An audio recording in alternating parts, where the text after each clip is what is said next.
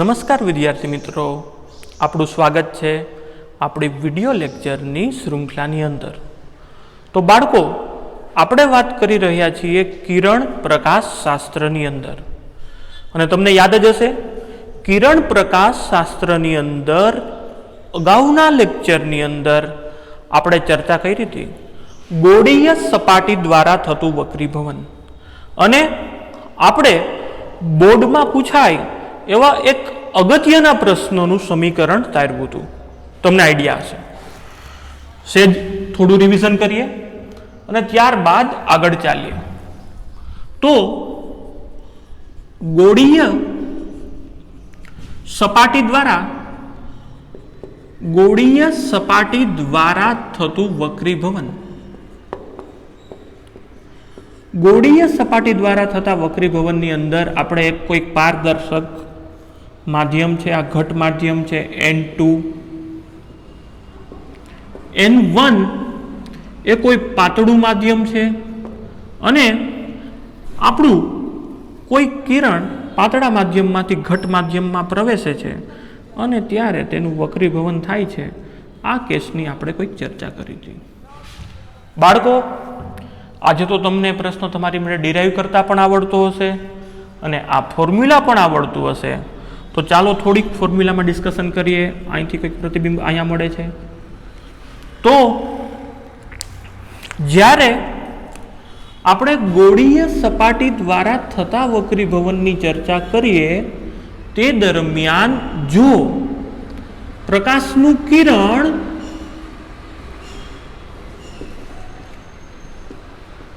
પાતળા માધ્યમમાંથી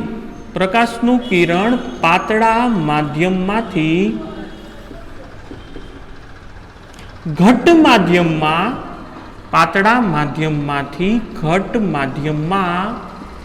પ્રવેશતું હોય,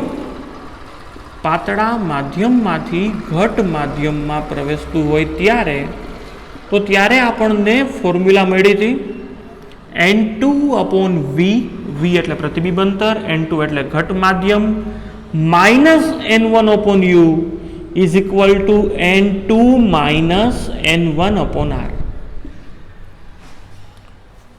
જોઈ શકો છો તમે આ ફોર્મ્યુલા? આપણે અગાઉના લેક્ચરમાં આ ફોર્મ્યુલા ડિરાઈવ કરી હતી।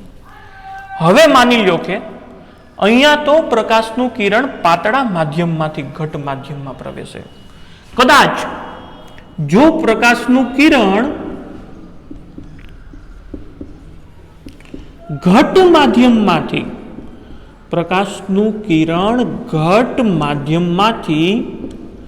પાતળા માધ્યમમાં પ્રવેશતું હોય, તો પ્રકાશનું કિરણ ઘટ માધ્યમમાંથી પાતળા માધ્યમમાં પ્રવેશતું હોય ત્યારે કેમાંથી કેમાં પ્રવેશે છે? અહીંયા તો કે ઘટમાંથી પાતળા માધ્યમમાં। તો આપણને કેવું જોવા મળે? પ્રકાશનું કિરણ જ્યારે ઘટ માધ્યમમાંથી પાતળા માધ્યમમાં પ્રવેશતું હોય ત્યારે, બાળકો આની ફોર્મ્યુલા આપેલી નથી, ધ્યાનથી આપજો। આપણે માત્ર માધ્યમ ચેન્જ કરી નાખવાના, મીન્સ જ્યાં N2 માધ્યમ હોય ત્યાં N1 આવી જાય અને N1 હોય ત્યાં N2 આવી જાય। તો કંઈક આવું બને, N1/V, N2 એટલે ઘટ અને N1 એટલે પાતળું, એ તો તેનું તે જ રહેવાનું છે, માઇનસ N1 ની જગ્યાએ N2 આવે એટલે કે N1/V માઇનસ N2/U। અહીંયા જ્યાં N2 છે ત્યાં N1 લખી નાખું તો આપણને થઈ જાય N1 છે ત્યાં N2 લખી નાખું એટલે કે N1 માઇનસ N2/R। તો આપણને ફોર્મ્યુલા મળે N1/V minus N2/U is equal to N1 minus N2/R। ક્યારે આ ફોર્મ્યુલા આપણને મળવાની છે? કે જ્યારે પ્રકાશનું કિરણ ઘટ માધ્યમમાંથી પાતળા માધ્યમમાં પ્રવેશતું હોય ત્યારે। વિદ્યાર્થી મિત્રો, આપણે આગળના લેક્ચરમાં પણ આ બંને જ ફોર્મ્યુલાનો યુઝ કરવાના છીએ, એટલા માટે આ બંને ફોર્મ્યુલા અગત્યની છે। ધ્યાન આપજો, શાંતિથી સમજજો। તો બાળકો, હવે પછી આપણે ટોપિકમાં આગળ ચાલીએ। તો હવે આપણો નવો ટોપિક આવે છે લેન્સ। હવે આમ તો તમે ઓલરેડી ધોરણ 10 ની અંદર લેન્સ વિશે ભણી ચૂક્યા છો, તેમ છતાંય એકવાર આપણે થોડુંક લેન્સની બેઝિક માહિતી મેળવીએ અને પછી આગળ વધીએ. મને આન્સર આપજો, લેન્સના પ્રકાર કયા કયા હોય? વિચારજો જોઈએ, લેન્સના કયા પ્રકાર હોઈ શકે? ઓબ્વિયસલી આપણને લેન્સના બે પ્રકાર જોવા મળે, એક બહિર્ગોળ લેન્સ અને બીજો અંતર્ગોળ લેન્સ. તો કે આપણે જ્યારે વાત કરીએ બહિર્ગોળ લેન્સ અને બીજો પ્રકાર આપણને લેન્સ માટે જોવા મળે અંતર્ગોળ લેન્સ. બહિર્ગોળ લેન્સ અને અંતર્ગોળ લેન્સ. હું આકૃતિ ડ્રો કરું છું, તમને આઈડિયા આવી જ જશે. આમાંથી બહિર્ગોળ લેન્સ કયો અને અંતર્ગોળ લેન્સ કયો? તો ઓબ્વિયસલી તમે મને જોઈને જ આન્સર આપી શકો કે આ જે મેં લેન્સ ડ્રો કર્યો છે આ લેન્સ છે બહિર્ગોળ લેન્સ અને આ મેં લેન્સ જે ડ્રો કર્યો એ છે અંતર્ગોળ લેન્સ.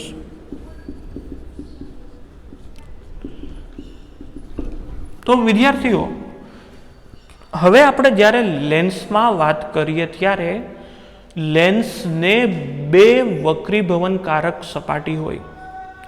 કઈ કઈ? તો તમે વિચારી શકો કે પ્રકાશનું કિરણ જ્યારે પ્રવેશે, લેન્સ એટલે કેવું હોય? ઓબ્વિયસલી બંને માધ્યમ પારદર્શક, આ વચમાં કાચનું માધ્યમ છે, પારદર્શક માધ્યમ જ હોવાનું.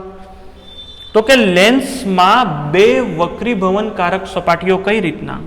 તો કે આ કોઈ સપાટી એક અને આ સપાટી બે. અહીંયા પણ તમે જુઓ તેમ પહેલી સપાટી અને આ બીજી સપાટી. તો લેન્સમાં બંને સપાટીઓ દ્વારા આપણને વક્રીભવન થતું જોવા મળે. આ બહિર્ગોળ અને અંતર્ગોળ લેન્સની બંને સપાટીઓ દ્વારા. પરંતુ એ બે સપાટીની વાત તો હું આગળ કરું જ. આપણે લેન્સ મેકર્સ ફોર્મ્યુલા, છોકરાઓ આ જ વખતના બોર્ડના પેપરમાં એટલે કે માર્ચ 2020માં લેન્સ મેકર ફોર્મ્યુલા પૂછાણું હતું, પાતળા લેન્સનું સમીકરણ, તેની પણ ચર્ચા કરીએ. એ ચર્ચા કરતા પહેલા ચાલો આપણે લેન્સના થોડા કેસ જોઈ લઈએ. બહિર્ગોળ લેન્સ છે, બહિર્ગોળ લેન્સ એ પ્રકાશના કિરણને કેન્દ્રિત કરે. બહિર્ગોળ લેન્સ કેન્દ્રિત એટલે કે ભેગા કરે. જ્યારે હું અંતર્ગોળ લેન્સમાં વાત કરું તો અંતર્ગોળ લેન્સ એ પ્રકાશના કિરણને વિકેન્દ્રિત કરે. બહિર્ગોળ લેન્સ તો કે કેન્દ્રિત કરે, અંતર્ગોળ લેન્સ તો એ પ્રકાશના કિરણને વિકેન્દ્રિત કરે. હજી થોડીક વાત લેન્સમાં જ આગળ ધપાવું તો આપણને શું જોવા મળે જોઈએ.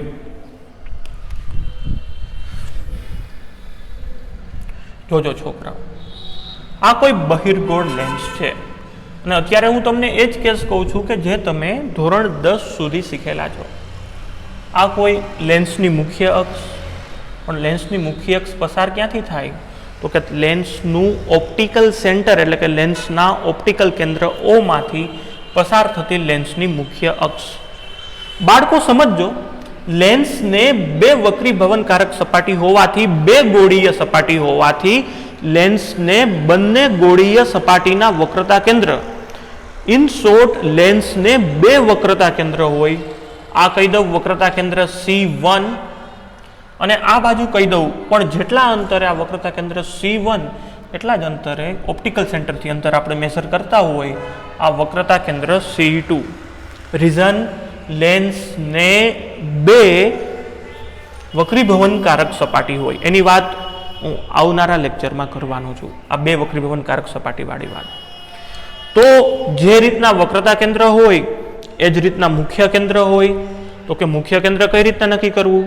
તો બાળકો, આપણને ખબર છે કે જ્યારે કોઈ અનંત અંતરેથી એટલે કે લેન્સને સમાંતર જો કોઈ પ્રકાશનું કિરણ આવે તો આ કોઈ કિરણ લેન્સને સમાંતર આવ્યું તો લેન્સને સમાંતર આવેલું પ્રકાશનું કિરણ વક્રીભવન પામી અને જે બિંદુએ ભેગું થાય તે બિંદુને કહેવાય લેન્સનું મુખ્ય કેન્દ્ર.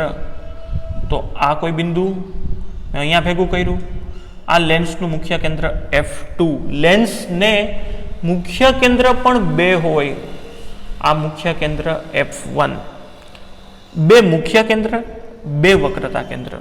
કદાચ કોઈ વસ્તુ મુખ્ય કેન્દ્રમાંથી આપાત થયું હોય તો, અથવા તો મુખ્ય કેન્દ્ર ઉદ્ગમ હોય તો મુખ્ય કેન્દ્રમાંથી નીકળેલું કિરણ લેન્સમાંથી વક્રીભવન પામી અને આ મુખ્ય અક્ષને, આ આપણે જે છે મુખ્ય અક્ષ, એ મુખ્ય અક્ષને સમાંતર બની જાય.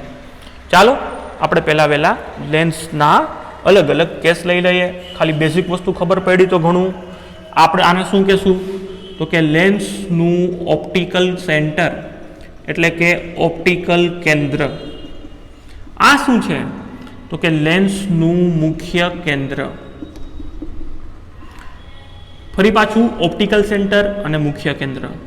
હવે બાળકો અહીંયા આપણે અંતર ક્યાંથી લેવાના હોય તો કે અંતર લેવાના હોય લેન્સના ઓપ્ટિકલ સેન્ટરથી. લેન્સના ઓપ્ટિકલ સેન્ટરથી તેના મુખ્ય કેન્દ્ર સુધીના અંતરને કહેવાય લેન્સની કેન્દ્ર લંબાઈ. આ કેન્દ્ર લંબાઈને કહી દઉં F1 અને આ કેન્દ્ર લંબાઈ F2 આને કહી દઉં, અને આ કેન્દ્ર લંબાઈ અહીંયા કહી દઉં F1. અને બાળકો બંને અંતર F1 અને F2 તો સમાન જ હોવાના, એટલે કદાચ આપણે F વડે લખ્યું હોય તોય હાલે, સંજ્ઞા પ્રણાલી યુઝ કરવી પડે. અત્યારે હું કોઈ સંજ્ઞા પ્રણાલી યુઝ કરતો નથી. અને લેન્સના ઓપ્ટિકલ સેન્ટરથી તેના વક્રતા કેન્દ્ર સુધીના અંતર, એટલે કે તેની વક્રતા ત્રિજ્યા, તો કે આને કહી દઉં વક્રતા ત્રિજ્યા R2 અને અહીંયા કહી દઉં વક્રતા ત્રિજ્યા R1. તો આ બની ગઈ વક્રતા ત્રિજ્યા, કેન્દ્ર લંબાઈ, મુખ્ય કેન્દ્ર, ઓપ્ટિકલ કેન્દ્ર. તમે અરીસામાં જે રીતના જોયું હોય તો અરીસામાં તમે જે અભ્યાસ કર્યો તમે જૂના લેક્ચર પાછું રિવિઝન માટે લઈ શકો. જે વસ્તુ અરીસામાં હતી એ જ વસ્તુ લેન્સમાં છે. અને આપણે જ્યારે કદાચ અંતર્ગોળ લેન્સ માટે વાત કરીએ તો અંતર્ગોળ લેન્સ માટે કેવું જોવા મળે જોઈએ બાળકો.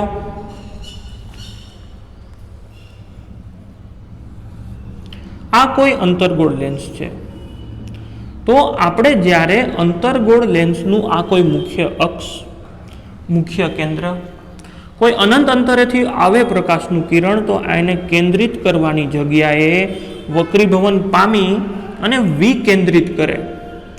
વિકેન્દ્રિત કરે એટલે કે અહીંયા તો પ્રકાશનું કિરણ છૂટું પડ્યું, ભેગું ન થયું.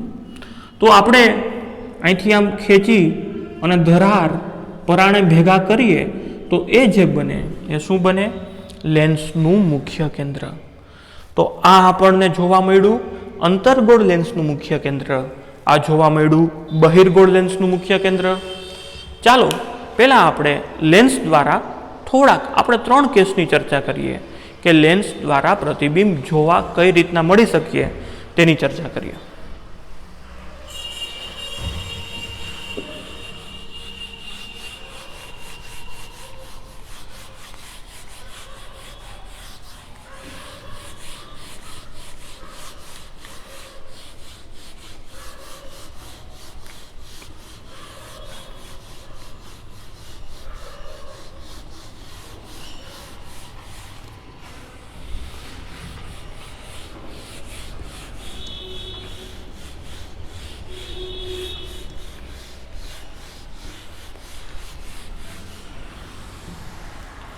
જોજો આપણે લેન્સ દ્વારા મળતા પ્રતિબિંબની અંદર 3 કેસની ચર્ચા કરવાની છે. પહેલો કેસ, કદાચ વસ્તુમાંથી આવતા કિરણો મુખ્ય અક્ષને સમાંતર હોય તો, એટલે કે અનંત અંતરેથી કિરણો આવતા હોય તો જોઈએ. નંબર 1, મુખ્ય અક્ષને સમાંતર આવતા કિરણો. તો આપણે માત્ર બહિર્ગોળ લેન્સ માટે જ આ કેસની ચર્ચા કરવાની છે. હું બહિર્ગોળ લેન્સ ડ્રો કરી લઉં. આ કોઈ બહિર્ગોળ લેન્સ, આ બહિર્ગોળ લેન્સનું ઓપ્ટિકલ સેન્ટર O, મુખ્ય અક્ષ હું અહીંયા લખી નાખું, મુખ્ય કેન્દ્ર, અહીંયા મુખ્ય કેન્દ્રને કહી દઉં F2, વક્રતા કેન્દ્ર કહી દઉં C2। અહીંયા કોઈક જગ્યાએ જેટલું આ અંતર છે જે બાળકો આપણે આમાં ડિરાઈવ કરવાનું નથી, પણ અહીંયા પણ કેન્દ્ર લંબાઈ એ તેની વક્રતા ત્રિજ્યા કરતાં કેવી થાય? અરીસાવાળું યાદ કરો જોઈએ, આની કેન્દ્ર લંબાઈ f અને આ થવાની છે કેન્દ્ર લંબાઈ f જ, અને અહીંયા વક્રતા ત્રિજ્યા r, તો આ પણ બનશે વક્રતા ત્રિજ્યા r। યાદ છે ને પ્રશ્ન પૂછ્યો એ કે કેન્દ્ર લંબાઈ અને વક્રતા ત્રિજ્યા વચ્ચેનો સંબંધ, આપણે આમાં એ સંબંધ ડિરાઈવ કરવાનો નથી, સીધો જ લેન્સના કેસ માટે સંબંધ લઈએ છીએ। તમને યાદ જ હશે કે કેન્દ્ર લંબાઈ એ તેની વક્રતા ત્રિજ્યા કરતાં અડધી થાય। વક્રતા ત્રિજ્યા કરતાં અડધી થાય એટલે કે f r/2, અથવા તો આપણે આમ લખી શકીએ implies r = 2f, કે વક્રતા ત્રિજ્યા એ તેની કેન્દ્ર લંબાઈ કરતાં બમણી છે। તો પેલો કેસ કે જ્યારે કિરણ મુખ્ય અક્ષને સમાંતર આવે, તો મુખ્ય અક્ષને સમાંતર આવેલું કિરણ વક્રીભવન પામી અને તેના મુખ્ય કેન્દ્ર પર ભેગું થાય। આ કોઈ મુખ્ય અક્ષને સમાંતર આવેલા કિરણો તમે જોઈ શકો, આ આપણને પ્રતિબિંબ મળ્યું, તો કે મુખ્ય અક્ષને સમાંતર આવતા કિરણો હોય તે ભેગા ક્યાં થાય? મુખ્ય કેન્દ્ર પર ભેગા થાય। આ પહેલો કેસ। માની લો કે કદાચ કોઈ કિરણ મુખ્ય કેન્દ્રમાંથી જ આવતું હોય, તો મુખ્ય કેન્દ્રમાંથી આવતું કિરણ ક્યાં ભેગું મળે? ચાલો તેની ચર્ચા કરીએ। આ કોઈ આપણો લેન્સ છે, ઓપ્ટિકલ સેન્ટર O, મુખ્ય કેન્દ્ર F1, વક્રતા કેન્દ્ર C1, બીજું મુખ્ય કેન્દ્ર F2, વક્રતા કેન્દ્ર C2। કદાચ આ મુખ્ય કેન્દ્ર જ કોઈ વસ્તુનું ઉદ્ગમ છે, અથવા તો વસ્તુ મુખ્ય કેન્દ્રમાં રહેલી છે, અને આ મુખ્ય કેન્દ્રમાંથી જ્યારે કોઈ કિરણ લેન્સ પર આપાત થતા હોય, તો જોજો ક્યાંથી આપાત થાય છે? તો કે મુખ્ય કેન્દ્રમાંથી। તો જ્યારે વસ્તુ કિરણ મુખ્ય કેન્દ્રમાંથી આપાત થતું હોય ત્યારે તે વક્રીભવન પામી અને લેન્સના મુખ્ય અક્ષને સમાંતર થઈ જાય। કેવા થઈ જાય? તો કે મુખ્ય કેન્દ્રમાંથી આપાત કિરણ જો મુખ્ય કેન્દ્રમાંથી આપાત થતું હોય તો વક્રીભૂત કિરણ કેવું મળે? તો કે મુખ્ય અક્ષને સમાંતર। જોઈ શકો છો અહીંયા। અને હજી એક કદાચ હું વધારાનો ત્રીજો કેસ લઉં તો થર્ડ કેસ કેવો જોવા મળે? આ કોઈ ફરી પાછો લેન્સ લઈ લઉં, આ કોઈ લેન્સનું ઓપ્ટિકલ સેન્ટર। માની લ્યો કે આપણે કોઈ કિરણ લેન્સના ઓપ્ટિકલ સેન્ટરમાંથી પસાર કરીએ તો તે વક્રીભવન પામ્યા વગર તેને તે માર્ગે સીધા ચાલ્યા જાય। ક્યારે? કેમાંથી પસાર કરવા છે?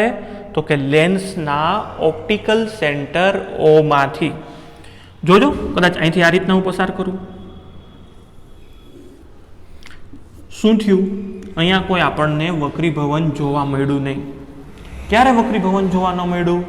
કેમાંથી ફરી પાછું આપણે પસાર કર્યું છે? Again we have passed through the optical center of the lens। કદાચ અહીંયાથી પસાર કરું તોય તમે જોઈ શકો તે વક્રીભવન પામ્યા વગર જે માર્ગે જાતું હતું એ જ માર્ગે ચાલ્યું। તો બાળકો, હું આ લેન્સના 3 કેસની વાત કરું, યાદ રાખજો કે આ લેન્સના 3 કેસ: આપાત કિરણ મુખ્ય અક્ષને સમાંતર, તો વક્રીભવન પામીને ક્યાં ભેગું મળે? મુખ્ય કેન્દ્ર ઉપર। કદાચ આપાત કિરણ મુખ્ય કેન્દ્રમાંથી પસાર થતું હોય તો વક્રીભૂત કિરણ કેવું મળે? તો કે મુખ્ય અક્ષને સમાંતર। અને આપાત કિરણ લેન્સના ઓપ્ટિકલ સેન્ટર ઓમાંથી પસાર થતું હોય તો વક્રીભૂત કિરણ તેને તે જ માર્ગે પસાર થાય, તેનું વક્રીભવન જોવા ન મળે। આ થઈ ગયા લેન્સના કેસ। આઈ એમ શ્યોર બાળકો આવતા લેક્ચરની અંદર, આમ તો તમે ધોરણ 10માં શીખી ગયા છો, એ જ લેન્સ દ્વારા મળતા વક્રીભવનના કેસની ચર્ચા કરશું।